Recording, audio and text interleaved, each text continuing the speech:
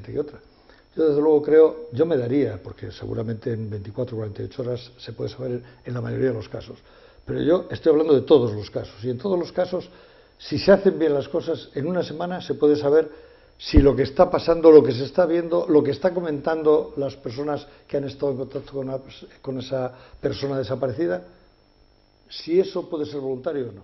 Y esa, cuando uno tiene la determinación o tiene claro que no es voluntario, es cuando entonces se da paso pregunto con total ignorancia, porque quiero saberlo, se da paso a decir al juez, esta desaparición parece que tiene tintes criminales, y entonces a partir de ahí se hace una apertura diferente a... Como no ha pasado nunca, es muy difícil. Bueno, lo estoy recordando el caso de Carmen Gallar, por ejemplo, en Tarragona. Estamos haciendo un ejercicio. No, yo lo recuerdo en concreto porque es un caso concreto hace un día en Tarragona, que la señora había desaparecido y resulta que al final se dan cuenta que el señor que le vendía la casa o algo así, pues hacía días que le había estado persiguiendo y tenía tal. Entonces el juez determina que tiene tintes... Señora Piñeiro, vamos a ver, vamos a ir a las cosas con claridad. Excepciones siempre hay, eso no es habitual. Sí creo que es lo que debería de pasar, bien sea así o bien sea a través de las fuerzas de seguridad. Yo lo haría a través de las fuerzas de seguridad. O sea, el detective que llega en un momento determinado, al cabo de los 3 días, de los 4, dice, aquí tiene que haber, porque ya ha salido algo, si no, no se puede decir. O sea, tú dices, mire usted, aquí iba por la noche, el caso de Diana, iba por la noche, no aparece por ningún sitio, no da ninguna señal, ha aparecido el teléfono, aquí hay un hecho, por lo menos de detención ilegal. No estamos hablando ahora de muerte, estamos hablando de detención ilegal. Luego, en ese momento, esa persona a la que la familia le hubiera dicho que lo haga, tiene que ponerse en contacto bien con un juez, bien con la fuerza de seguridad. Yo creo que lo sensato, y a mí me ha gustado siempre utilizar el sentido común, aunque sea el menos común de los sentidos, sería decir, ya sea a nivel judicial, ya sea a nivel policial o civil, de fuerza de seguridad, decir, pues todo eso que ha hecho usted ya, sería bueno que estemos por lo menos en contacto y que nos lo estemos pasando, inclusive que nos ayudemos. En ese momento sería un momento de colaboración. Luego, cuando ya sale lo que es realmente, a lo mejor, criminal, porque aparece el cuerpo tal, a lo mejor ya no hace falta, no lo sé.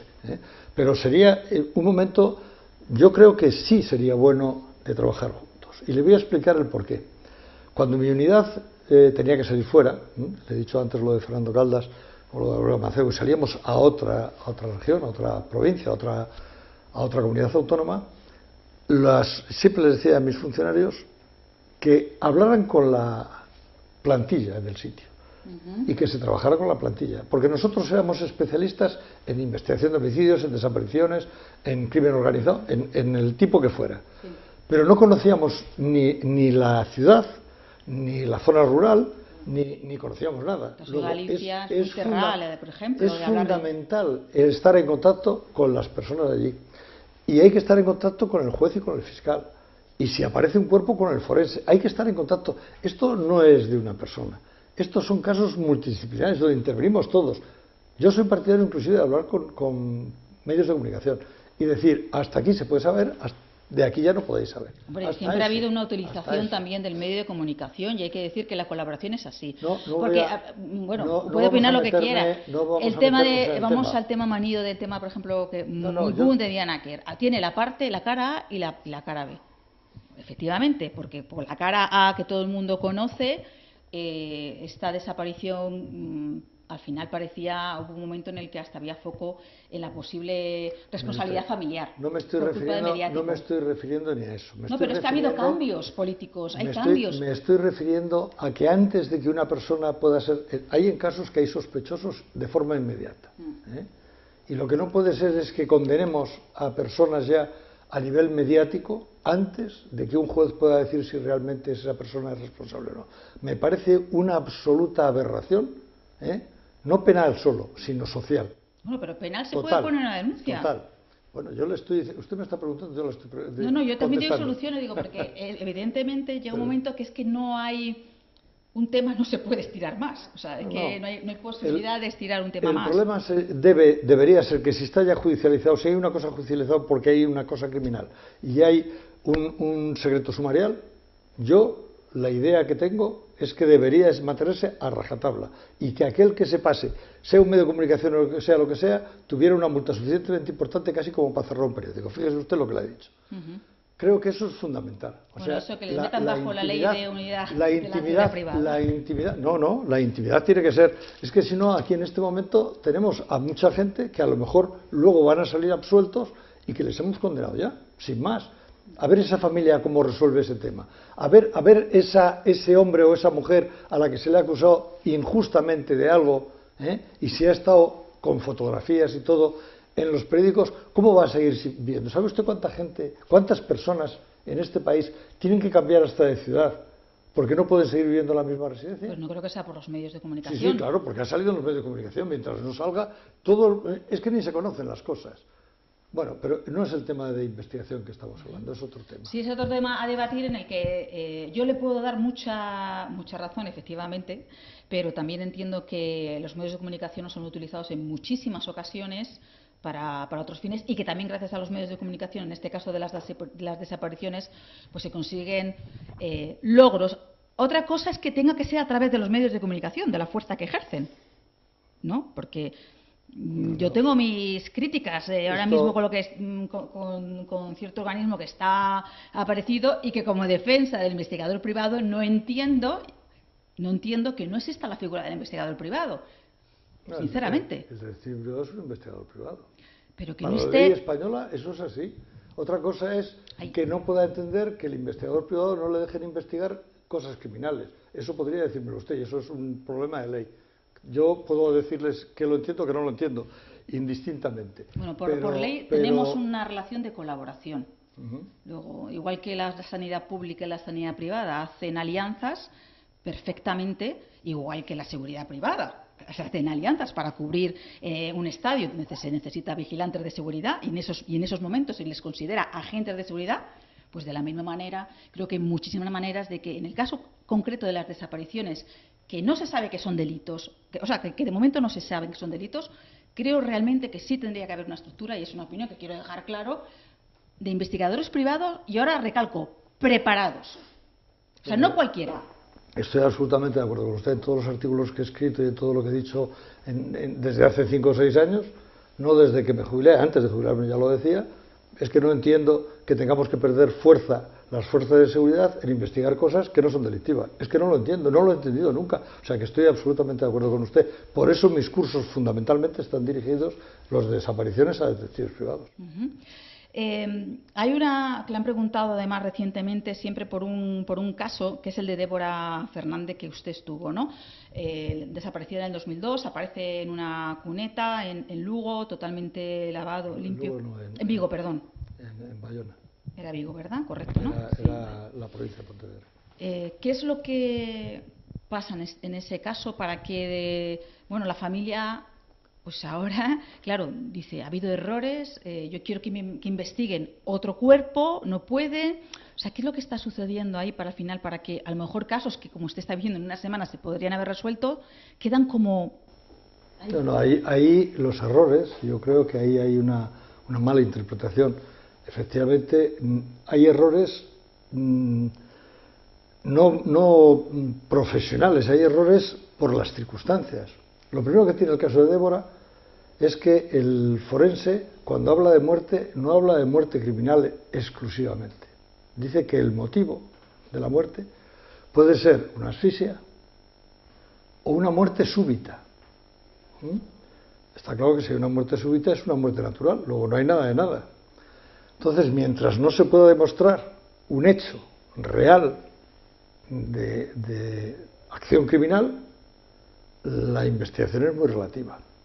En un país como España, que es muy garantista, el que un juez en esas circunstancias autorice cosas como si fuera criminal, cuando no se está seguro de que sea criminal, es muy complicado. Es que para la gente es muy difícil de entender que aparezca un cuerpo desnudo en una cuneta y que se le diga a la familia, pues no, es que no es criminal. No. Es que puede ser, sí. Bueno, pues porque no se saben explicar las cosas. Está claro que la persona que haya sido, vamos a suponer que haya sido una muerte súbita. A la persona que se le ha muerto se ha asustado, por lo que fuera. es un señor que estaba con ella y era casado, no era casado, era un político, era un militar, era un embajador de otro sitio, era un religioso, yo qué sé, ¿eh? Y se ha asustado, lo ha tenido guardado y luego lo ha puesto. Es una posibilidad. Eso es delito. Ahora estamos en lo de detectives igual. Sería un homicidio imprudente, ¿no? No, en absoluto. Una muerte súbita nunca es imprudente. Una muerte súbita es una muerte súbita. Lo único que hay es, seguramente, que ha mantenido un cadáver, que no hay ningún acto delictivo en eso, porque por miedo, y luego lo ha dejado en un sitio donde se podía encontrar, estaba a la vista, tapadito para que no fuera muy vergonzoso el que lo viera. No. Si es una muerte así. Yo lo que me estoy refiriendo es no haciendo una novela, sino qué es lo que está pasando. Entonces, los jueces, cuando tienen que decir vamos a quitar el derecho de una persona a su intimidad y vamos a pedir la intervención telefónica, ¿en base a qué otro derecho? A que hay una muerte. Bueno, es que no está seguro que la muerte sea una muerte criminal. Vamos a quitar un derecho sin ninguna razón. Yo lo entiendo también. Sí, dígame usted lo que quiera, pero es una posibilidad. No está claro, y no está, eso es lo que sigue pasando hoy en día. Pero yo soy partidario, yo soy muy amigo de la familia, además, lo digo aquí públicamente, y a mí me gustaría poder encontrar más. Que tenemos pocas armas, seguramente, los investigadores. Primero, hay pocos investigadores, por no decir que se puede encontrar con una mano, seguramente investigadores de desaparecidos, porque no quiero que las personas que puedan escuchar lo que estoy diciendo piensen que no hay investigadores en España. No, claro que hay investigadores, si no, no habría la cantidad de detenciones que hay, de yihadistas, de homicidas. Estamos hablando de desaparecidos, no hay especialistas en desaparecidos. Entonces, ponemos eso, decimos, mientras no haya cuerpo, los jueces no se atreven a nada. Nosotros hemos demostrado en la unidad muchas veces casos, inclusive juzgados y condenados en Tribunal Popular, que la Audiencia Provincial, como no había cuerpo, ha puesto en libertad. En cambio tenemos excepciones como el caso Lasso o el que le digo el Carmen Gallego. Ahí es donde intervenimos luego con los medios de comunicación. A mí cuando me decían, si imagínese usted ya con ciertas pruebas que han salido, ¿qué habría pasado en algunos de estos casos? Pues a lo mejor se habían quedado sin condenar. Por ejemplo, vamos a poner dos casos, si no hubieran aparecido los cuerpos, estoy refiriéndome. El caso de la peregrina americana en Ponferrada, seguramente sería uno de esos casos. Apareció el cadáver, ya no hay vuelta de hoja, eso ya está. El caso de Villanaquer, si se hubiera detenido a este hombre, como dice la Guardia Civil, ellos sabían que era ese hombre, pero no tenían pruebas. ¿En qué se basa? Lo hubieran dejado en libertad de forma inmediata. Nosotros hemos tenido personas detenidas en el caso de Aurora Mancebo, ha habido personas detenidas en el caso de Maricielo, ha habido personas detenidas en el caso de María José Arcos, ha habido gente detenida en muchísimos casos y puestos en libertad porque el indicio que dice la ley de enjuiciamiento criminal, que debe ser suficiente, si tiene unas ciertas características, suficiente como para que un delito no quede impune. En este país nuestro tan garantista se utiliza lo imprescindible, por no decir lo mínimo. O sea, tiene que ser un caso ya, pues casi diría como el de Marta del Castillo, que siendo un caso claro, porque hay hasta la declaración de la persona, hay sangre en el cenicero, hay sangre en la ropa, hay sangre, y entonces es muy difícil decir que no ha habido una muerte, aunque no hay cuerpo, hay condena. Otros indicios, claro. Hay condena. Sí, pero esos no son indicios, esos son pruebas. Es que la ley de enjuiciamiento criminal no habla de pruebas, habla de indicios. Y con indicios suficientes, esos casos que le he estado diciendo yo antes, han llegado inclusive a procesamientos. Y sin embargo, luego no se hace porque no vale la ley de enjuiciamiento realmente. Ese es el problema. Entonces, si esa herramienta, que es la única que puede haber en un momento determinado en los casos de desapariciones, porque la gente se deshace de los cadáveres, sobre todo cuando hay violaciones, ellos saben que una violación le va a costar 10, 15 años de cárcel, se deshace del cadáver. Si no hay cadáver, nunca les van a condenar por nada. Luego matan y se deshacen del cadáver. Bueno, ahora se pretende que no sea así, ¿no? Yo, cuando en los años 70 surge el primer cambio que yo conocí de la ley del Código Penal y a los violadores empezaron a castigarles mucho más y a que no pudiera haber perdón de la víctima, dijimos los profesionales de aquella época que ahora ya el Cuerpo Nacional de Policía es un cuerpo de seguridad, no es un cuerpo de investigación, y el Cuerpo General de Policía era un cuerpo exclusivamente de investigación. Hay una diferencia enorme. Pero en aquella época los investigadores ya dijimos, esto va a llevar a que las violaciones no vuelvan a aparecer. Habrá muertes, habrá desapariciones, y efectivamente es lo que está pasando. Sí, pero está incrementándose. Estadísticamente hay más desapariciones. Yo creo que sí. La estadística funciona muy poco. Yo creo que sí. Y ahora vamos a tener otra cosa. Ahora quiere agravarse aquella persona que no diga dónde está el cadáver. Pero aquí, de todos esos casos que estamos hablando, ¿qué podría ser? El de Marta del Castillo. Los demás no podría salir. Luego, ¿qué eficiencia puede tener esa norma? Aquí hablamos mucho de imagen, pero muy poco de eficacia. Nada, yo diría que sigue siendo absolutamente ineficaz. Bueno, eso es un punto que puede ser, por lo menos, de alguna manera, yo creo que es verdad que a lo mejor a la sociedad sí entiende que si no se dice... Forzarán muchísimo más a que la persona que vaya a esconder ese cadáver lo esconda cada vez mejor. Bueno, yo creo pero nunca encontraremos la solución. Bueno, pero sí hay casos en los que reitero que es el que conozco muy bien, el de Gallar, que está en la cárcel, le han por 15 años homicidio, porque efectivamente no está al cuerpo, pero le han culpado por las sentencias de 15 años, que sin cuerpo creo que es bastante también sí, pero de esos casos que dice usted, si tenemos... Y no se conocen, y eso es lo que me da un poco de... Tendremos quizá... Si no, intente conocerlos, a ver cuántos casos de esos hay. Ya le digo yo que no habrá más de 10 o 12 casos. Es que había muchos, y tenemos cerca de 10.000 desaparecidos. Fíjese usted la diferencia. ¿Dónde está la eficacia? Y luego sigue hablando usted de Se podría, por ejemplo, y vuelvo al caso porque claro, la familia de esta chica que, bueno, que ahora con el tema que sale en los medios y demás, bueno, pues se ponen un poquito, se remueven, y sí es importante el hecho de ver que se ponen cara a otros desaparecidos. En eso sí es importante el programa, porque duda. De repente ves historias humanas detrás de esos números que no desconocías. Sin ninguna duda. Y gente que a lo mejor no entra en el canon, porque claro, aquí todo lo que sucede a una chica joven es lo que es mediático. Chica joven, 19 años, 20, tal, de repente... es boom, estamos todos los periodistas viendo que ahí ha habido probablemente algún tipo de abuso, de más, y entonces eso tiene que ser son las que realmente luego pasan a ser más mediáticas. Y entonces, bueno, el programa en este caso que ahora hace Desaparecidos, es verdad que pone imagen, nos cuenta historias, nos cuenta esas otras historias. Pero volviendo al caso de Débora, claro, veo yo a Marta, creo que es la hermana, ¿no? Rosa. Y Rosa, digo, pero bueno, ¿cómo? Claro, qué frustración, porque de alguna manera se le está reconociendo que ha habido algún tipo de error, de negligencia.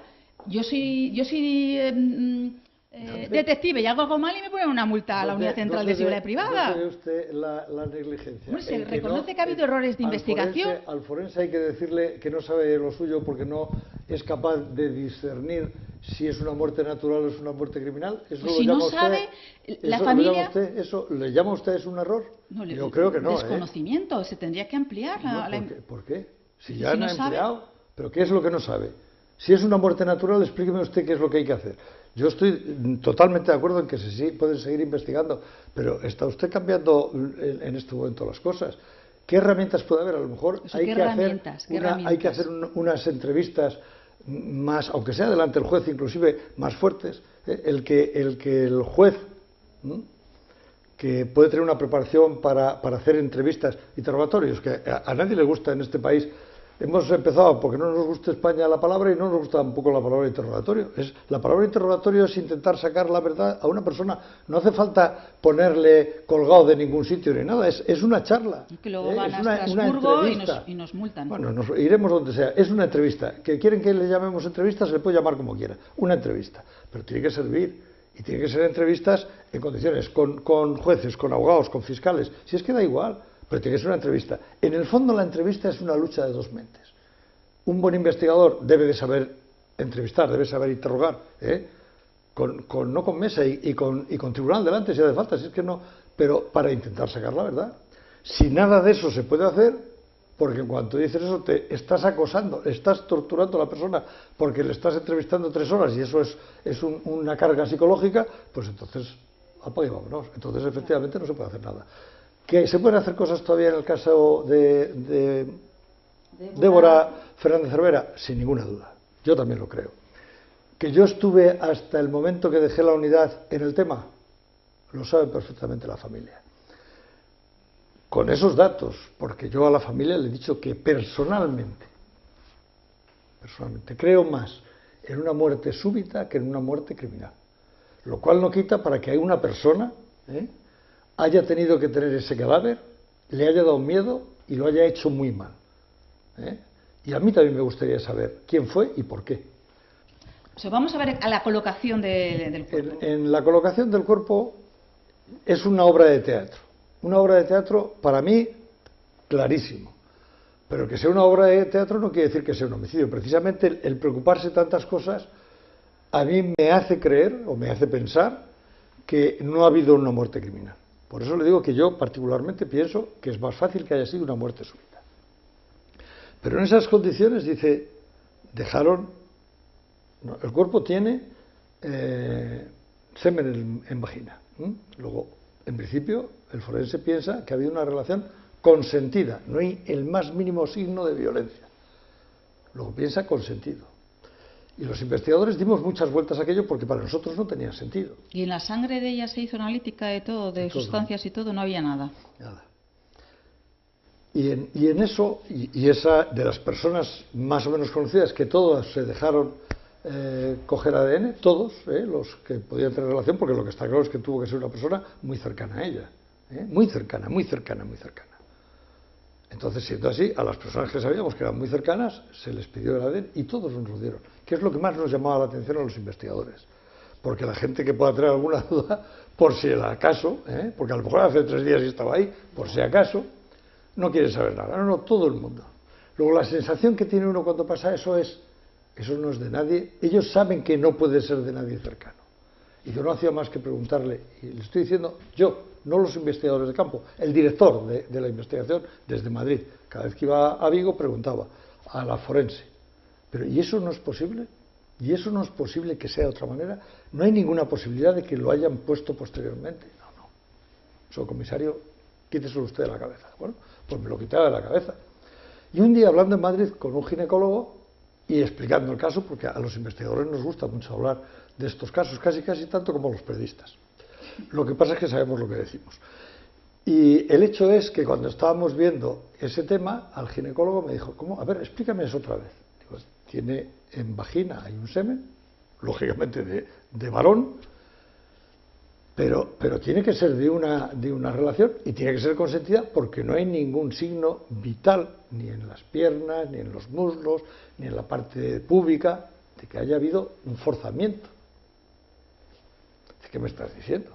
Digo, tú coge ahora un preservativo, coge una jeringa, con aguja o sin aguja, tiras de ello, lo pones en la vagina, haces así, ¡paf! Y entra, pero vamos, y a ver quién sabe de qué es eso. Total, que claro, me quedé perplejo. Y llamé por teléfono inmediatamente a los investigadores de campo que teníamos ahí, hacer un escrito al juzgado y que pregunten esto a la forense. Si esto, así, tal y como me lo contaron, si eso sería posible. 2 años llevamos ya, y nos dijeron que sí. Pero, ¿y qué pretensión puede tener? Bueno, sí, lo de menos es la pretensión. ¿Sí? Es que si no tiene... No, si usted está haciendo una información de un hecho y la mienten o la engañan o no la están diciendo la realidad, porque no la saben inclusive, usted está dando una información errónea. Luego, si nosotros tenemos un dato que no es bueno, a nosotros no nos dejan hacer cosas, y se lo voy a explicar enseguida.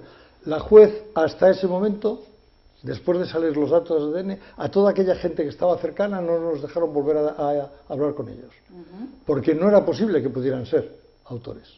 ¿De acuerdo? Fíjese usted, 2 años perdidos. Claro, y cuando usted y la gente, las personas que hablan sobre los errores, todos piensan, errores en la investigación. No, señora, no ha habido errores, habrá habido también, nosotros también somos humanos, pero son errores hasta cierto punto naturales. No es habitual que pasen esas cosas y se cometen errores. Bueno, se empezó a hacer. Por eso le digo que yo, igual que la familia, me gustaría que se pudiera seguir hablando, que se pudieran seguir haciendo, que lo puede hacer la policía de ahora, los nuevos las nuevas unidades o los nuevos profesionales que haya en la unidad, en la UD central, que es la que lo hizo. Es una posibilidad. Que quiere Rosa, su hermana, que lo haga la UCO porque ha hecho lo de Diana, pues pueden hacerlo. Porque puede una familia elegirla quién. No, la familia no puede elegir nada. Puede llamar a una detective privado, nada más. La familia no puede hacer nada. Es el juez. El juez sí. El juez puede elegir en un momento determinado una unidad a otra. Bien es verdad que suelen escoger, como es lógico además, aquel cuerpo que es competente ahí. Porque entre cuerpos puede variar de Guardia Civil a Policía Nacional. Puede variar, Juan. Sí, claro. Yo he hecho cosas que ha hecho antes la Guardia Civil. En el caso de Débora. No lo digo porque, por ejemplo, el padre Marta Castillo está pidiendo. El levantamiento del cadáver de Débora lo hace Guardia Civil. Y durante una semana no sabemos los resultados hasta que no nos llega otra vez desde el juzgado. O sea, que claro que se puede hacer y no pasa nada. Y hablamos luego entre nosotros, no hay ningún problema eso. Luego será mejor o será peor. Pero no hay más. Entonces, que un juez ahora decide que lo vaya a hacer Guardia Civil, que lo haga Guardia Civil, no pasa nada. No tiene ningún problema. Pero si no les van a dejar hablar con las personas, vamos a estar en las mismas. Y la Guardia Civil, crea Rosa lo que crea, su madre seguro que no cree lo mismo. Rosa Neira seguro que no cree lo mismo. Pero que lo haga alguien que no conoce casi 8 años que estuvimos investigando nosotros, datos que existen, datos que tiene el juzgado, no tiene mucho sentido empezar de cero cuando han pasado 15 años.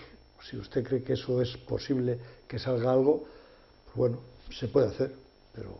No lo sé, imagino que al final la desesperación, que es la palabra de una familia, pues uno piensa siempre que van a llegar ojos nuevos y diferentes. Seguramente. ¿Qué sería entonces un poquito vamos a intentar hacer una conclusión, en un mundo ideal? El mundo ideal yo creo que, en principio, los casos de desapariciones, mientras no se demuestre algún indicio criminal, deberían de hacerlo los detectives privados, investigadores privados, llámenle ustedes como quieran. Gente, no meter a la fuerza pública, y además no debería estar ni el juzgado de instrucción, o los ayuntamientos, o los juzgados de lo social, porque es que no hay nada penal, es que se está haciendo cargo, en el fondo, la realidad de estos casos es que un juzgado de instrucción está asumiendo un caso por si acaso hay delito, lo cual es verdaderamente aberrante. O sea, por esa regla de 3, cualquier hecho que pase, por si acaso es delito, lo tendría que hacer. ¿Vas alguien al hospital? Dice, no, si sea una gripe, pero si no es delito, al juzgado de instrucción. Ya. Vamos, atascaríamos absolutamente todo. Estamos hablando de quitar aproximadamente, de los 20.000 casos anuales, de quitar unos 19.800. ¿Se da usted cuenta lo que es eso? Me imagino. Yo, desde luego, también. Luego, para mí eso sería muy importante. Es muy importante que esos señores salgan preparados. Y yo tengo que decir, me decía el otro día, inclusive para periodistas, que somos licenciados, todos somos licenciados. Bueno, o la mayoría. O deberían. Pero todos los licenciados, realmente eso es lo que se necesita en algunas profesiones. Y me decía el otro día un periodista ya de casi 50 algún año, y me decía, mire usted, señor Galán, porque ya lógicamente sigo siendo comisario, pero no estoy en activo. Me decía, mire usted, señor Galán, el problema es que hasta los médicos les obligan a estar 3 años de MIR, y que los grandes pintores tenían en sus talleres a personas, empleados, a los que iban aprendiendo, aprendices se les llamaba. Sí. Yo aprendí en el Cuerpo General de Policía con un señor que me imagino que habrá oído gente, que se llamaba Viqueira, y con otro señor que se llamaba Pingarrón, mis mayores. Ahora van a las universidades y catedráticos de Derecho, catedráticos de Psicología, les enseñan cosas. Pero claro, me refiero a los detectives. No, sí, es una... y sale uno y les pregunta cosas y dice, pero usted no ha hecho un seguimiento, no ha ido usted detrás. No, está prohibida la práctica real. ¿Pero por qué va a estar prohibida? Yo puedo seguir a quien me dé la gana en la calle. Por ley, no hay ninguna ley que lo prohíba. Hay artículo que está, se lo voy a enseñar después, sí. Prohibido hacer prácticas reales. No, si no estoy hablando de prácticas, si no es una práctica. A mí, persona, nadie me puede prohibir que vaya detrás del novio de mi hija por si acaso es un mangante. No me lo puede prohibir nadie porque no hay ningún delito. Bueno, si se pasa mucho será un acoso, ¿no? No. Será un acoso si le estás diciendo algo, si te acercas, si le amenazas. Ahí puede empezar. Mientras tanto, nadie me puede prohibir eso. Stalking, ¿no? El estar ahí todo el rato pendiente de... Las palabras inglesas las podemos poner por todos lados, pero la realidad es que esto es lo mismo que la desaparición. No hay nadie que te pueda prohibir eso, como no hay nadie que te pueda prohibir estar así delante. Otra cosa es que cada vez que salga le digas, aquí estoy y te sigo esperando. Eso sí puede ser. Bueno, estar mudo, estar así, ahí delante, no puede intimidar. Que el problema es que no sabemos. No sabemos también, no sabemos. Y la prueba de que no sabemos, ellos no lo hacen. Pero los periodistas, por ejemplo, estos periodistas que dicen que eran de investigación, que yo tengo muchas dudas de eso, pero decían, cuando íbamos con las máquinas ocultas, lo hacían, ¿no? Ahora ya no es del todo legal, pero sí lo siguen haciendo. Es una cosa rara. Si no fuera legal les meterían en la cárcel y no les tienen metidos en la cárcel a ninguno. Así que algo raro. Por intimidad, derecho a la intimidad, no te meten a la cárcel, te ponen multas y multas caen. Algo raro. Pero bueno, estamos en que hay muchas cosas que son muy diferentes. Se pueden hacer muchas cosas. En el caso de desaparecidos yo lo haría así. Lo haría que tuviera que ser a través de otro órgano, a través de otros sitios, y lo único que tendrían es la obligación de que ese primero escrito que tomara el detective o lo que fuera al Centro Nacional de Desaparecidos para que hubiera, primero, constancia clara y una cosa importantísima, que todas las fuerzas de seguridad sepan que esa persona está desaparecida y a nivel internacional también. Eso es fundamental. Y eso solo lo puede hacer el Centro Nacional. Luego eso tendría que ir ahí. Pero yo lo quitaría del otro lado. Eso es lo que yo haría. Y prepararía a la gente, claro. Ahora, preparar a la gente. Pero es que hay cosas que son absolutamente ridículas. Usted, que además de ser periodista es detective privado, ¿sabe que yo no podría hacer una investigación privada como detective privado porque no soy detective privado? Claro, lo sé. ¿Lo sabe? Porque hace pues falta llevo 44 años investigando y por tanto sé más de investigación que seguramente nadie en España. Pero no, pero sí se podría, porque lo cual es ridículo. Porque el exministro de Interior dijo que se podían precisamente sustituir años, que usted seguro que le podían hacer detective, que podían sustituir, ese es otro debate, la sustitución de años de policía para convertirse en detective. Usted podría ser capitán general si quiere, pero no todos los policías pueden ser detectives, ¿no? Me dará también la razón, ¿no? Este año, tiene usted razón en muchas cosas. En este año... Usted puede ser el jefe, si quiere, de los detectives, ¿no? Lo que sí tendríamos que hacer es dejar cosas claras, porque lo que hace falta en esta sociedad actual es que las cosas funcionen mejor. Sí. Todo aquello que sea para funcionar mejor, para eso que dicen o que decimos en economía, puesto que soy economista, la eficiencia, no solo la eficacia, la eficiencia, a un mínimo coste, máximo beneficio. Eso es lo que tenemos que buscar, social, no económico, en este caso. Y eso es lo que creo que estamos perdiendo actualmente. Bueno, vamos a intentar entonces que esto no quede solo una charla. Será un placer. Vamos a hacer un proyecto y todo va. Gracias.